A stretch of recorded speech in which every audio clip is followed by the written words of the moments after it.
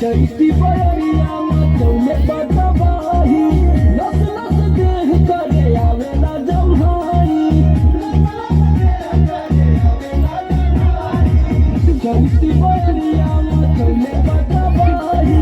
लस लस देह करे आवेला जम्हाई कैसे बताई कैसे जाके दुख अपन राजा हम बखानी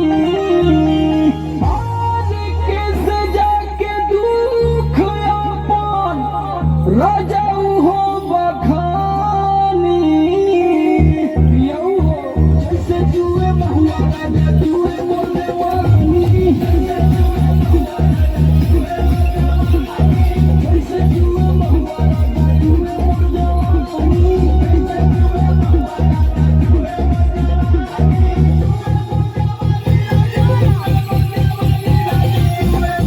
हाय रे गोरों में छोड़ाई देला पानी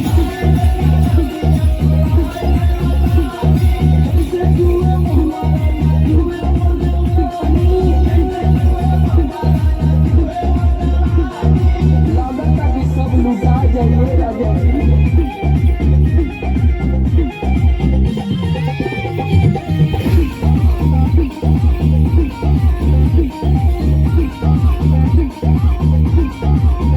पहरा में राजा करता न ड्यूटी सगरो बिगड़ जाता हमरो नु ड्यूटी पहरा में राजा करता न ड्यूटी सगरो बिगड़ जाता हमरो नु ड्यूटी नाश होता राजा जी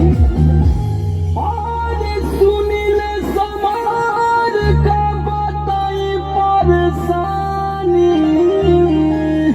और सुनील समार का बताई परेशानी रउआ बुझाते नहीं थे जिसे जुए महुआ राजा जुए मोरने वाली जैसे जुए महुआ राजा जुए मोरने वाली